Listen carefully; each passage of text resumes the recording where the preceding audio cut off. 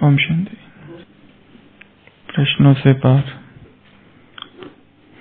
प्रश्न है, मेरी नेचर बहुत सेंसिटिव है, आत्मविश्वास की कमी है, एकाग्रता की कमी है। मैं अपनी एकाग्रता को कैसे बढ़ाऊं?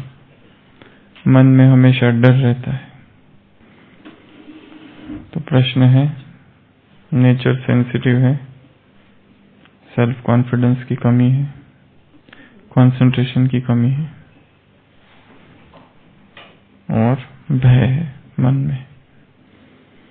तो क्या किया जाए? सबसे पहले तो अशरीरी बनने का अभ्यास किया जाए। सेंसिटिव नेचर जहां होगा वहां पर बहुत सारी चीजें साथ साथ हो सकती है। जहां सेंसिटिव नेचर होता है वहां पर एंजाइटी होती है, फियर होता है, इनसिक्योरिटी होती है, हो सकता है अंडरलाइंग डिप्रेशन भी है थोड़ा।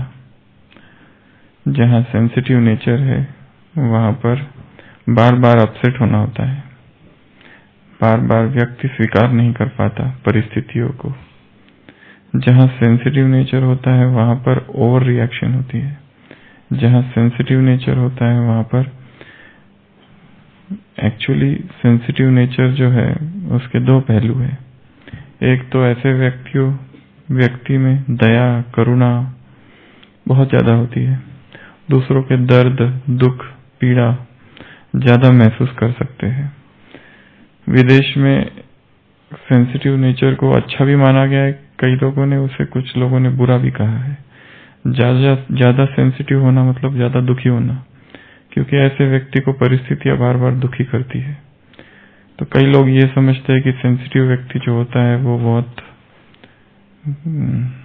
कायर होता है, भयभीत होता है बार बार चीजों से, परिस्थितियों से, व्यक्तियों से, विघ्नों से, समस्याओं से, पेपर से। और दूसरी तरफ ऐसे व्यक्ति जो होते हैं वो दूसरों के दर्द दुख पीड़ा ज्यादा अच्छी तरह से समझ सकते हैं, उनमें वो पावर ज्यादा होती है अंडरस्टैंडिंग की। परंतु अध्यात्म मार्ग में यदि नेचर संवेदनाशील वाला पहलू ज्यादा है नेचर में, तो उसमें दुख ही दुख होता है, क्योंकि इस मार्ग में बहुत कुछ सहन करना है। और यदि व्यक्ति बार बार सेंसिटिव नेचर की वजह से अपसेट होता है, दुखी होता है, परेशान होता है, कामनाएं बहुत रखता है, पूर्ण नहीं होती है, तो उसका अपना अंदर का आत्मविश्वास भी कम होता है, भय भी लगता है, एकाग्रता हो नहीं सकती। तो क्या किया जाए कि जिससे ये जो सेंसिटिव नेचर है उससे मुक्त हुआ जाए? क्या करें? इंग्लिश में कहते हैं HSP, highly sensitive person. HSP जो होते हैं हाईली सेंसिटिव पर्सन, थोड़ा सा किसी ने कुछ बोल दिया तो उदास, किसी ने कुछ गलत व्यवहार कर दिया तो उदास, समा नहीं सकते, सहन नहीं कर सकते, अत्याचार अन्याय देख नहीं सकते। कोई अगर झूठ बोलता है तो वो समा नहीं सकते उस बात को।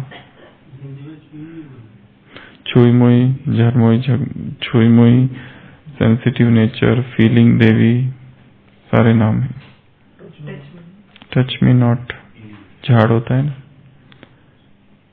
थोड़ा सा कुछ कहा कि दुखी, थोड़ा सा कुछ कहा कि आंसू, थोड़ा सा कुछ कहा कि रूठना, रूसना, मुरझाना, निराश होना, नाराज होना, बात नहीं करना, मुंह बनाना, किनारा कर लेना, ठीक से जवाब ना देना, क्लास में बंद आना, हाँ, ग्रुप से एग्जिट अगर ज्यादा ही नाराज हो गए तो ग्रुप से बाहर और एक दिन में 2 ग्रुप से बाहर और नाराज तो उदासी रहना, दर्द महसूस होना, योग में रस न लगना, किसी से बात नहीं करना, अकेले अकेले रहना, वो है अकेलापन। एक दूसरी भी अवस्था है योगी की, वो अवस्था दूसरी है, वो एकांत की अवस्था है। उसमें भी सबसे अलग रहता है व्यक्ति उसमें, परंतु परमानंद की अवस्था में रहता है, वो असंग में रहता है, निरसंग अवस्था है वो। उसे किसी चीज की आवश्यकता नहीं। आत्मा इतनी भरपूर है, आत्मा इतनी शक्तिशाली है कि किसी के संग की, किसी के साथ की कोई आवश्यकता नहीं है। वो संपूर्ण आनंद का अनुभव करती है, आनंद मगन अवस्था, वो एकांत की अवस्था, वो अकेले, उसमें भी व्यक्ति अकेला ही है, सॉलिट्यूड में है। उसे किसी से बात करना पसंद नहीं, वो भी एक अवस्था है, परंतु वो एक दूसरी अवस्था है। हम यहाँ बात कर रहे उदासी की अवस्था, निराशा की अवस्था, दुख की अवस्था, डिपेंडेंस की अवस्था, अवलंबन की अवस्था। उसमें व्यक्ति निराधार हो जाता है, किसी की आवश्यकता नहीं है किसी भी चीज के लिए, ना तो वैसे ही सारे रहस्य ज्ञान के प्रकट होने लगते हैं।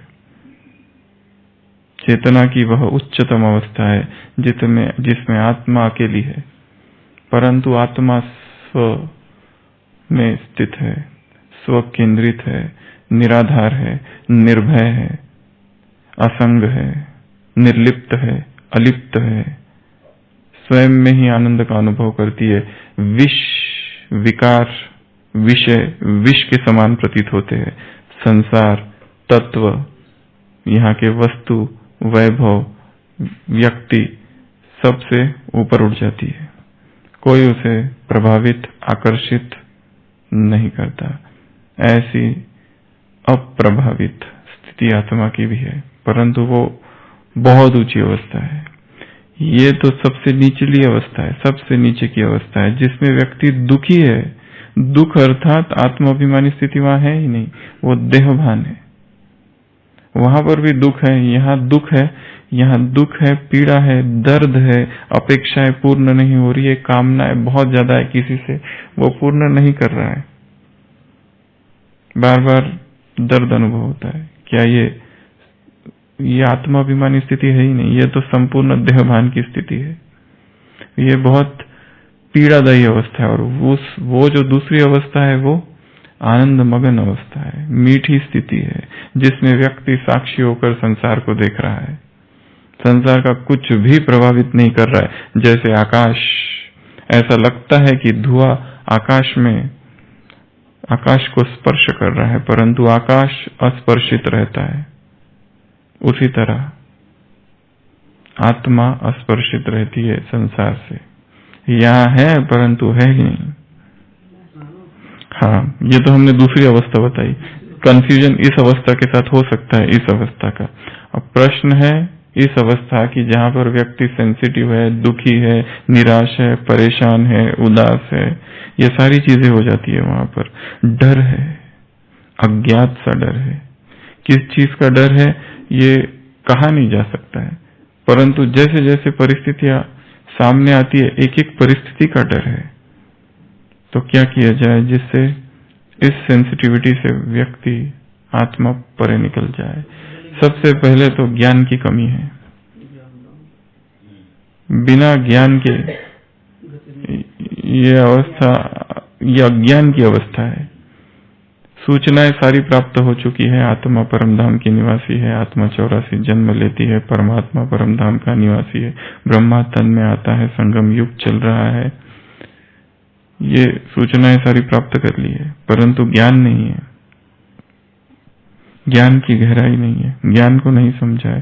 तो सबसे पहली स्टेज है ज्ञान को बढ़ाना, एक। दूसरा,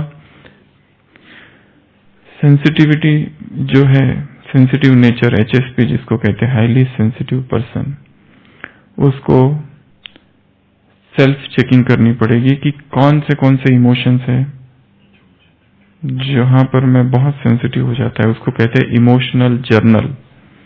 तो एक जर्नल रखना होगा, इमोशनल जर्नल। जैसे एक दिन आई एम सैड, तो आज जो मैं दुखी हुआ उसके साथ में जोड़ना, कौन सा संकल्प उत्पन्न हुआ जिसने मुझे दुखी किया, कौन सा जज्बात, भावना, फीलिंग, इमोशन उत्पन्न हुई कि जिसकी वजह से ये उत्पन्न हुआ। खाली जज नहीं करना, खाली लिख के रखना कि आज दुख हुआ, आज भय हुआ, आज उदासी आ गई, आज क्रोध आ गया, आज चिड़चिड़ापन आ गया। चिड़चिड़ापन क्रोध का ही अंश है। इरिटेशन, उदास, निराश, ये होना क्रोध के ही अंश है। क्यों हुआ? कुछ तो कारण होगा। Emotional journal. तीसरा है, एक चार्ट है, काफी फेमस चार्ट है ये।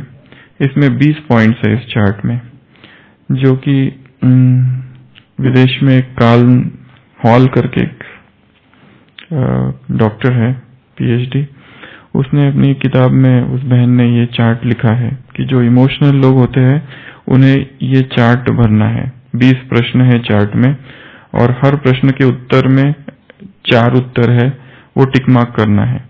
पहला उत्तर स्ट्रांगली डिसएग्री, दूसरा डिसएग्री, तीसरा अग्री, चौथा स्ट्रांगली अग्री।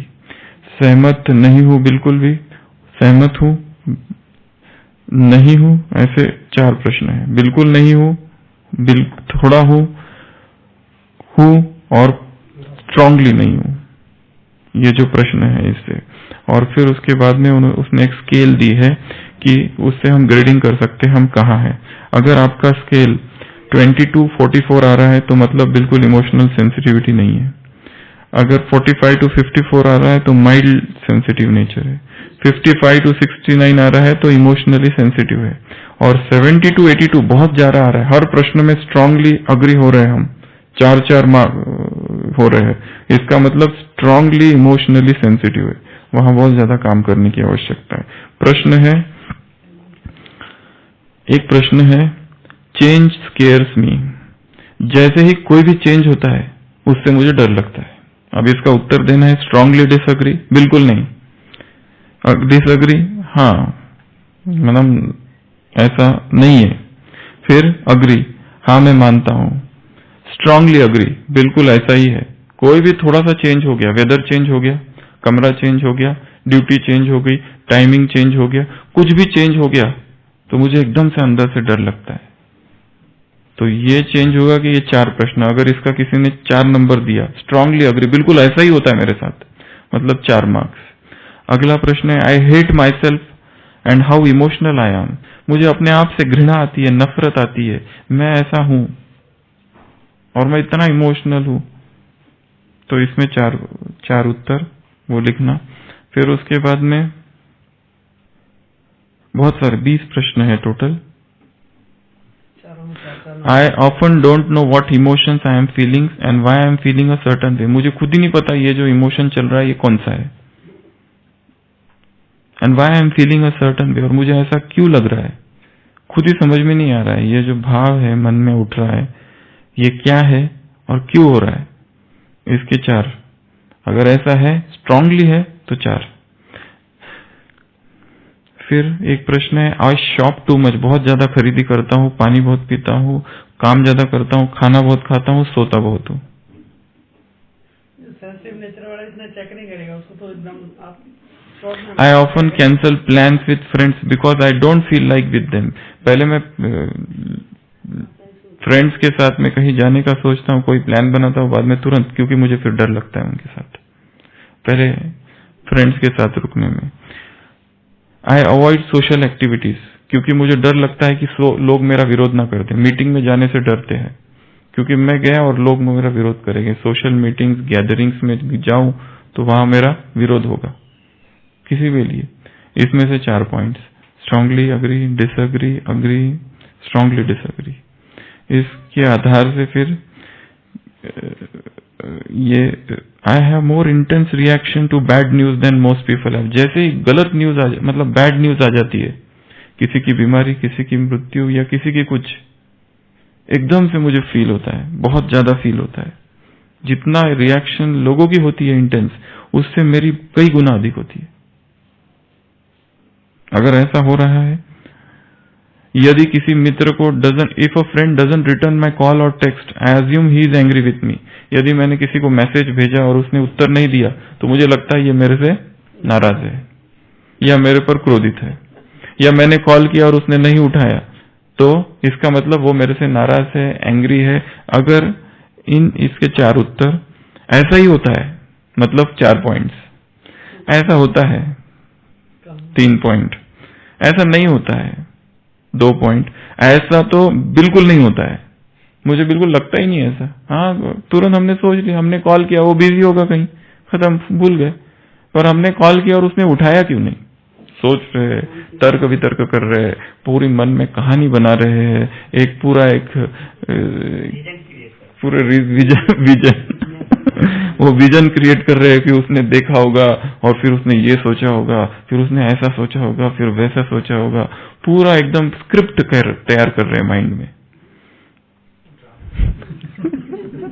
पूरी एक स्क्रिप्ट रेडी है, जबकि कारण होगा कि वो मोबाइल उसके पास है ही नहीं, उसका कहीं कार में रुका है, कमरे में रुक गया है, साइलेंट पे होगा, वो कुछ कर रहा होगा, या उसको कोई परवाह नहीं है, देख लिया, छोड़ दिया, मोबाइल गुम हो गया, वो बेचारा चिंता में होगा। गुम होगा। तो आई ट्राई टू अवॉइड और हाइड माई इमोशंस, मैं अपने इमोशंस को छुपाना चाहता हूँ, बताना नहीं चाहता हूँ लोगों से, दूसरों को नहीं बताना चाहता, दूसरों को पता ना चले। Strongly agree, disagree, strongly disagree. यदि लोग, when other people are upset I get upset too, यदि दूसरे मेरे से नाराज हो जाए तो मैं भी उनसे नाराज हो जाता हूं। ये प्रश्न है सारे। If something unfair happens I have a hard time letting it go, अगर मेरे साथ कुछ बुरा हो गया तो मैं उसे भूल ही नहीं पाता, दिन रात उसी के बारे में सोचते रहता हूँ, मेरे साथ ऐसा क्यों हुआ, मेरे साथ ही क्यों हुआ ऐसा, छोटी सी भी बात होगी, मेरे साथ ही क्यों हुआ ऐसा। कोई फॉर्म भर रहे हैं सब लोग और मेरा ही फॉर्म रिजेक्ट हो गया, तो उसका इतनी फीलिंग, सबका फॉर्म भरा जा रहा है। एग्जाम्पल, आधार कार्ड, हमारे फॉर्म में कहीं मिस्टेक हो गई थोड़ी सी, हमारा वापस कर दिया गया, सारों का जमा हो गया, मेरा नहीं हुआ। अरे तुम्हारा नहीं हो तो कल हो जाएगा। तो यहाँ बात है इमोशनल नेचर की। Making decision is difficult. कोई भी निर्णय करना जीवन का, कोई भी निर्णय, मधुबन में रहना है, सेंटर में रहना है, घर में रहना है, नौकरी करना है, नहीं करना है, कोई डिसीजन ही नहीं ले पाते। छोटे छोटे डिसीजन जीवन के, इधर जाना है, उधर जाना है कि नहीं जाना है, जाऊं कि नहीं जाऊं। तो अशोक भाई, आज मुरली में जाऊं, क्लास में जाऊं कि नहीं जाऊं, ये डिसीजन डिफिकल्ट तो नहीं होता है ना? कभी कभी होता है। कितना अच्छा, तो क्या चूज क्या करते हो दोनों में से? अच्छा, इसलिए लेट हो जाता है सोच उधड़-बुन में। फिर तो making decision is difficult, strongly disagree. हाँ, ऐसा होता है, बिल्कुल ऐसा ही होता है। नहीं, हाँ कभी कभी होता है, नहीं होता, बिल्कुल नहीं होता। तो ये सारा चार्ट है इमोशनल। तो सबसे पहले बताया, फर्स्ट थिंग इज, क्या बताया? फर्स्ट थिंग, इमोशनल सेंसिटिविटी से छूटने के लिए ज्ञान का मनन, ज्ञान का चिंतन, ज्ञान का अध्ययन एक। दूसरा, इमोशनल डायरी, इमोशनल जर्नल जिसको कहते हैं, वो जर्नल रखना कि रोज रात में एक इमोशनल जर्नल लिखना कि आज मुझे सैड फीलिंग आई, एकदम सैड लगा, उदासी लगी, एकदम ऐसा लगा कि यहाँ पर मेरा कोई भी नहीं है, सब स्वार्थी है, एकदम ऐसा लगा कि बस मैं अकेला हूँ, इन सबको छोड़ दूं, अभी अलग हो जाओ, बिल्कुल बात नहीं करना है इन लोगों से, ऐसा फीलिंग आ गई। या तो लगा कि बस निराश हो गया, या तो एकदम इरिटेशन हुआ, या तो मेरा विरोध किया गया तो एकदम क्रोध हुआ, या तो मुझ पर कुछ किसी ने आरोप कर दिया झूठा, तो एकदम से पूरा नींव हिल गई यहाँ आने की, क्या फायदा हुआ, ये सारे विचार आने लगे, क्यों आए, उधर ही अच्छा था, वगैरह वगैरह सारे विचार, emotions. This is known as emotional diary. फिर उसके बाद में ये चार्ट 20 प्रश्न है इसको हम भेज देंगे उसमें। इमोशनल जिसको कहते हैं सेल्फ असेसमेंट, ये सेल्फ असेसमेंट तीसरा। चौथा है इमोशनल ट्रिगर्स कौन कौन से है, उसके ऊपर थोड़ा चिंतन करना कि मेरे कौन कौन से ट्रिगर है, कब कब मैं बहुत ज्यादा इमोशनल सेंसिटिव हो जाता हूं। क्योंकि जब ऐसा हो जाएगा, एकाग्रता खत्म होगी, डर आ जाएगा, सब आ जाएगा। तो शायद इसका भी बना सकते हैं, कौन कौन सी चीजें मुझे डराती है, कौन सी चीजें मेरी एकाग्रता भंग करती है, कौन सी चीजें मेरा आत्मविश्वास कम करती है। हो सकता है बार बार असफलता आए तो आत्मविश्वास कम हो जाए। तो चौथा है इमोशनल ट्रिगर्स। ट्रिगर अर्थात ट्रिगर कारक कहो या उत्तेजक, पॉइंट, ट्रिगर, फिलिप, कौन सी वो बातें हैं कि कारक जिसको कहते हैं कारक, ऐसे कौन से वो कारक है, ऐसे कौन से वो उत्तेजक है, ऐसी कौन सी वो स्टिमुलाई है कि जो आते ही ये हो जाता है। अभी सब ठीक चल रहा है, जैसे ही किसी ने विरोध किया कि स्थिति बिगड़ जाती है। जैसे ही किसी ने कुछ कह दिया तुम ऐसे ही करते हो हमेशा, ये तुम्हारी आदत बन गई। यदि किसी ने हमको लेबल लगा दिया कि ये तुम ऐसे हो, तो उसे बिल्कुल नाराज, उसको फाइट करेंगे, उसको कुछ करेंगे। कहाँ आत्माभिमानी स्थिति, वो सब गया और सीधा निचले तल पर गिर जाती है आत्मा। ब्लेम गेम चालू हो जाता है वहां पे। तो सेंसिटिव नेचर व्यक्ति का और एक चीज है, एक तो खुद को ब्लेम करेंगे या दूसरों को ब्लेम करेंगे। ये दो चीजें, या तो सारा आरोप खुद पर मढ़ेंगे या फिर दूसरों पर, कभी उधर कभी इधर। कभी दूसरों पर करना फिर भी ठीक है, पर खुद पर करना और खुद को गिराना ये ज्यादा नुकसानकारक है आत्मा को, क्योंकि ये आत्महत्या जैसा है। आत्मा को हम ये कर रहे हैं, हम आत्मा का खून कर रहे हैं। स्वयं को गिराना, समान, तुम हो महान आत्मा है, तुम हो श्रेष्ठ आत्मा है, सृष्टि की सर्वोपरि आत्मा है, और फिर ये सोचना कि दूसरे मेरे बारे में ऐसा सोचते हैं कि ये लोग मुझे कम सोचते हैं, अर्थात तुम इसे स्वीकार कर रहे हो। उसने मेरे लिए ये कहा, अर्थात मैंने उसे स्वीकार किया। अरे भगवान जो कह रहा है तुम महान आत्मा, उसको रिजेक्ट कर दिया, और उसने कहा है कि तुम ऐसी हो, उसको स्वीकार कर लिया। तो खुद को ब्लेम करना ये ज्यादा नुकसानकारक है, ज्यादा डेंजरस है। सेल्फ सैबोटैजिंग जिसको कहते हैं, आत्महत्या जैसा है, वो सेल्फ डिस्ट्रक्शन है। और फिर दूसरा है दूसरों को ब्लेम करना। अच्छा, दूसरों को ब्लेम करा और उसने अगर फील किया तो उसका नुकसान है, पर दूसरों को ब्लेम किया पर उसको कोई प्रभावित ही नहीं हुआ तो वो दूसरों को ब्लेम करना, ब्लेम गेम खुद पे दूसरों पे, खुद पे कभी दूसरों पे, कभी खुद पे, कभी दूसरों पे, कभी खुद पे, ये गेम चालू रहता है। ये गेम में जो आत्मा उलझी हुई है, वो कहाँ से योग और कहाँ से एकाग्रता, और इसके साथ भय है, इसके साथ एंग्जाइटी है, इसके साथ में डिप्रेशन है, सब कुछ जुड़ना चालू हो जाता है फिर एक एक करके। इसके लिए सेंसिटिव नेचर जो है, ये कोई साइकेट्रिक कंडीशन तो नहीं है, पर साइकोलॉजिकल डिसऑर्डर जरूर है।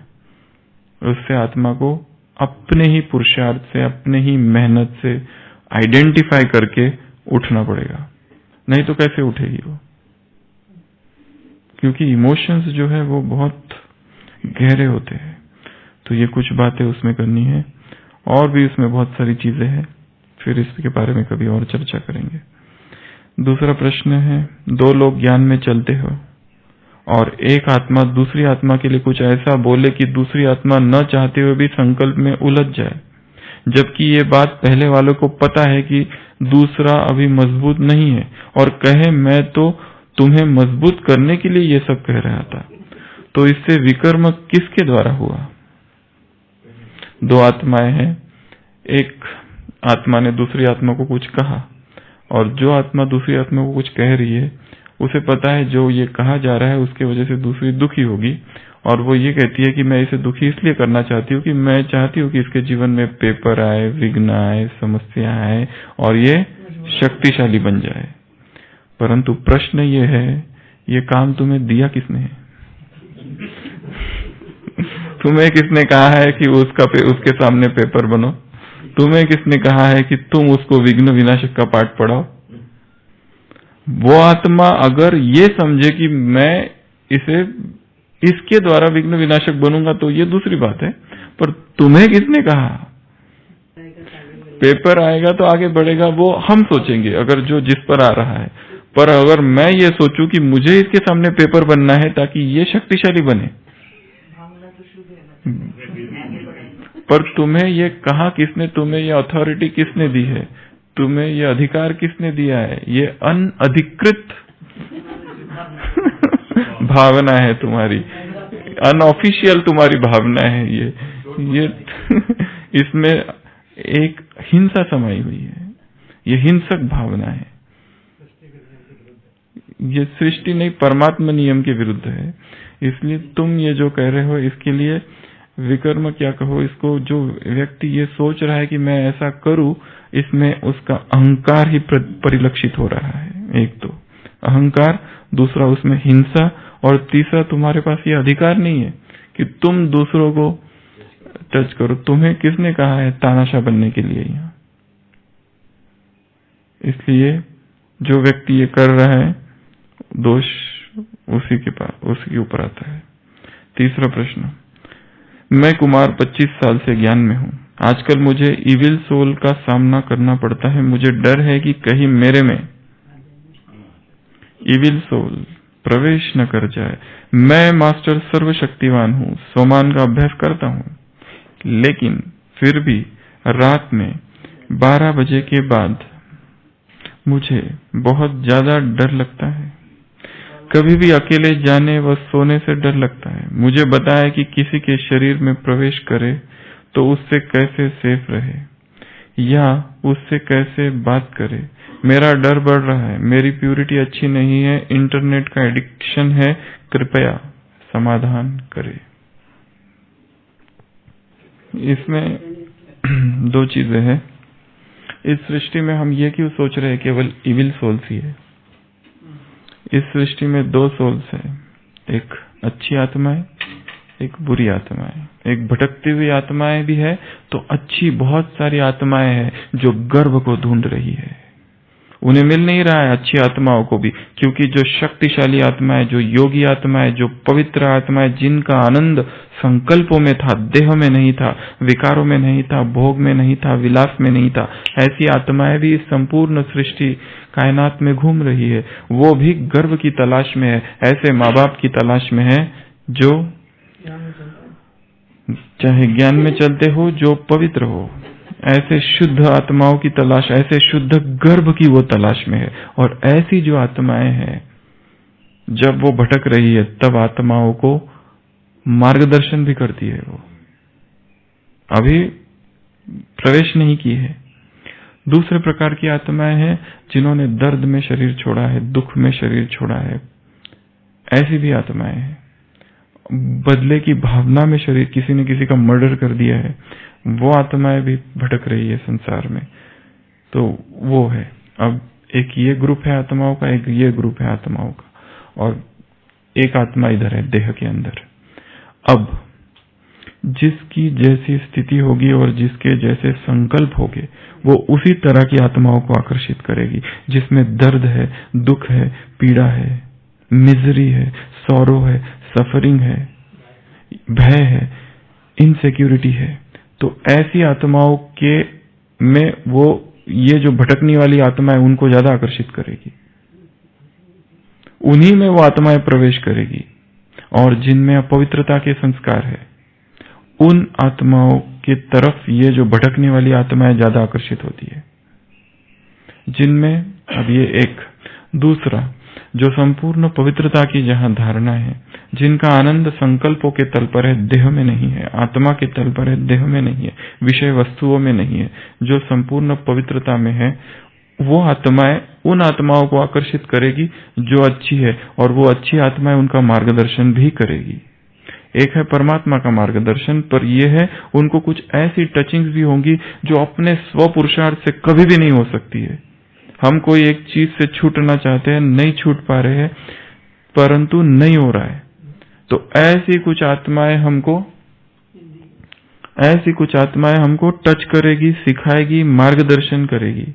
जैसे रेडियो है, रेडियो का हम ट्यूनिंग करते हैं, एक चैनल आ गया 104, ठीक है, 104 से थोड़ा सा भी इधर गया तो आवाज, 104 से थोड़ा सा भी उधर गया तो आवाज, नॉइज। वैसे ही जो पवित्र आत्माएं हैं और अपनी पवित्रता में स्थित है, वैसे ही उन आत्मा का ट्यूनिंग उन आत्माओं से हो जाता, चाहे वो भटकती हुई कहीं पर भी दूर हो, परंतु जैसे ही ट्यून होगा उस आत्मा के द्वारा भी इस आत्मा को मदद मिलना चालू हो जाएगी। Same frequency, same wavelength. उसी तरह जो एक आत्मा है जो पवित्रता में है, जो आत्मा है जिसकी पवित्रता बार बार खंडित हो रही है, वो आत्मा है, उसे देह देखने में रस है। ये देह देखने में रस है और इस देह को देखकर उत्तेजना उत्पन्न हो रही है, जहां पर स्वराज्य अधिकारी की अवस्था नहीं है। ऐसी आत्माएं जहां अपवित्रता है, ऐसी आत्माएं जहां भय है, ऐसी आत्माएं जिनमें जो इन सब बातों का ज्यादा चिंतन करती है, उन्हीं की तरफ वो भूत प्रेत, जो बुरी आत्माएं, भटकती आत्माएं ज्यादा आकर्षित करेगी। उनको देह चाहिए, वो देह में प्रवेश करने का प्रयत्न करेगी। चलो प्रवेश न भी करा तो उनके स्वप्न में प्रवेश करेगी, स्वप्न में प्रवेश न भी करे तो उनके संकल्पों में, उनकी इमोशंस में, उनकी भावनाओं में प्रवेश करती रहेगी, क्योंकि ट्यूनिंग ही वहां रखा है बराबर। भूत उन आत्माओं का ट्यूनिंग सब 100 है, तो इन्होंने बराबर 100 करके रखा है, और जैसे ही 100 किया तो उनकी भी टचिंग्स आने लगती है।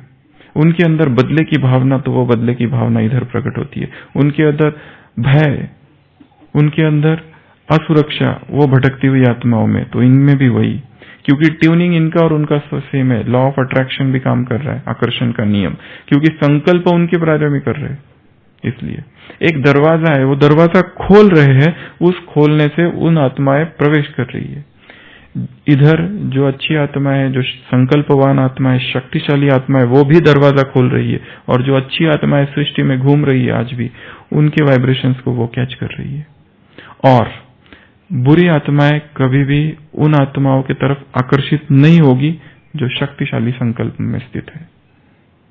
इसके लिए जो प्रश्न है उसमें जो कहा है इन्होंने, इंटरनेट का एडिक्ट भी हूं और प्यूरिटी भी अच्छी नहीं है, काम इन पर करना है, काम उस संकल्पों पर नहीं करना है। जब प्यूरिटी अच्छी हो जाएगी तो स्वतः ही वो दरवाजा बंद हो जाएगा अपने आप।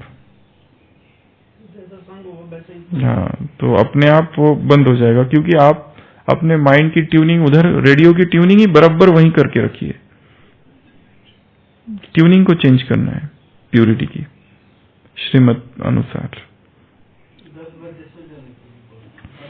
वो 10 बजे या समय का संबंध नहीं है इसके साथ, 12 बजे के बाद डर लगता है, क्योंकि वो, हाँ, ये 12 बजे 4 बजे, वो तो जैसी कहानियां सुनी है लोगों ने उस अनुसार सारे अपने बनाते हैं।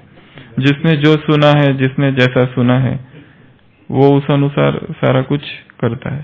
सारा कुछ संकल्पों का खेल है, सब कुछ संकल्पों का। एक गुरु अपने शिष्य को, अपना एक शिष्य होता है, बार बार जो भी बिजनेस करता है फेल, जो भी बिजनेस करता है फेल, और उसको हर चीज का डर लगता है। गुरु के पास जाता है, गुरु उसे एक ताबीज देता है, कहता है ये ताबीज लेकर तू रात भर शमशान घाट में रुक, तुझे कुछ नहीं होगा, इस ताबीज में जादुई शक्ति है, इसमें मैंने एक मंत्र डाल रखा है। वो कहता है मैं शमशान घाट में आज तक गया नहीं, मुझे तो बस शव यात्रा जाती होती उससे भी डर लगता है। वो कहता है ये तू विश्वास रख, इसमें मैंने मंत्र डाला है। वो जाता है, वहां रुकता है रात भर, और सुबह एकदम खुशी खुशी गुरु के पास आता है कि सही में आपने जो दिया ये तो जादुई ताबीज है। तो वो जाता है, अभी मैं अपना बिजनेस करूंगा, और बिजनेस चालू करता है फिर से, और इतना सफल हो जाता है क्योंकि भय उसका खत्म हो गया है। बिजनेस 1 साल तक पूरा करता है, बहुत बड़ा व्यक्ति बनता है, वापस गुरु के पास आता है कि बहुत बहुत धन्यवाद, आपने जो मंत्र इसमें डाला था उसके वजह से मैं बहुत सफल हुआ, आपका बहुत धन्यवाद। गुरु कहते ताबीज को खोलो, खोलता है तो कुछ भी नहीं है उसमें कुछ भी नहीं है उसमें, विश्वास का नियम है, लॉ ऑफ फेथ, कुछ है ही नहीं उसमें, खाली धातु है। वो उसका समय से संबंध नहीं है। अगला प्रश्न है, हमारा योग सही लगता है, उसकी क्या निशानी है? ज्ञान का मनन चिंतन करने की विधि क्या है? इसका उत्तर कई बार दे चुके हैं। ज्ञान का मनन चिंतन, ये सारा जो चल रहा है ज्ञान का चिंतन मनन अध्ययन ही चल रहा है। हमारा योग सही लगता है, उसकी निशानी क्या है? क्या निशानी है? चेहरे पर खुशी एक, और हर कार्य में सफलता, योग में इंटरेस्ट, और आवाज में, मधुरता और निर्माणता। आवाज में मधुरता। अच्छा, कैसे?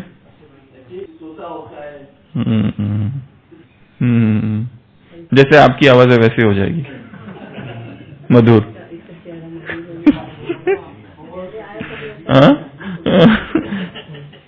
एक तो सबसे पहले खुशी रहेगी, आनंद रहेगा।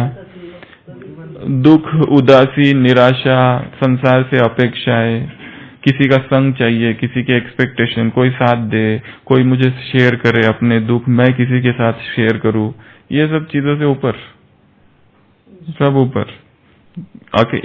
कोई साथ में है तो ठीक, कोई नहीं है तो बहुत अच्छा, सब अच्छा, हर चीज में अच्छा। कुछ हो रही है, बारिश बहुत आ रही है, बहुत अच्छा, बारिश खत्म हो गई, धूप आ गई, बहुत अच्छा, वो भी अच्छा, वो भी अच्छा, वो भी अच्छा। जब बारिश आ रही है तो बारिश आ रही है, ठीक है, बारिश बंद हो जाएगी तो कुछ और होगा, कुछ और होगा, ठंड आ जाएगी, उससे क्या है, उसकी कोई कंप्लेंट नहीं है, नो कंप्लेंट, कोई भी चीज की कोई कंप्लेंट नहीं है। अभी ये कभी को जो है जैसा है बस, तो खुशी रहेगी, आनंद रहेगा, कंप्लेंट नहीं रहेगी, उल्हाने नहीं रहेंगे, स्थिति अच्छी रहेगी और योग में इंटरेस्ट बढ़ेगा। और आगे जाओ, और आगे, और आगे, उस दिन क्लास में सुनाया था ना, और आगे, और आगे, और आगे, और आगे, यही अध्यात्म है। हेलन नाम का सूफी संत, उसको पूछा गया कि अध्यात्म का रहस्य क्या है, वो कहता है अध्यात्म अर्थात और आगे, और आगे, और आगे, और आगे, रुकना ही नहीं है। थोड़ा बहुत साक्षात्कार हो गया, किसी को थोड़ा बहुत अनुभव हो गया, आंसू आ गए, बाबा दिख गया, यहाँ खड़ा है, वहां खड़ा है, पीछे खड़ा है, हाथ है, और लगता है अरे बाप रे बाप, पता नहीं मेरा क्या, कितनी भयंकर मेरी उन्नति हो गई है, मैं तो बहुत ही पहुंच गया हूँ आगे, बहुत मैं आगे चला गया हूँ। अध्यात्म में रुकना ही नहीं होता है, ये थोड़े बहुत अनुभव हो गए और समझना बहुत अच्छा, मेरा सब कुछ हो गया। अतृप्ति चाहिए, अतृप्ति, डिवाइन अतृप्त, दैवी असंतोष, डिवाइन डिस्कंटेंट, कुछ भी हो जाए तृप्त होना ही नहीं, और आगे, और आगे, और आगे, और आगे, और आगे, और आगे। तो ये आने दो, आने दो, आने दो, अतृप्त रहना है, दैवी असंतोष, डिवाइन डिस्कंटेंट, इस एक रोग से पीड़ित रहना चाहिए सबने ताकि रुकना ही नहीं। अच्छा, इधर ही आ जाओ। तो उत्तर है ज्ञान विधि अगली क्लासेस में कहीं ना कहीं आती रहेगी। ओम शांति।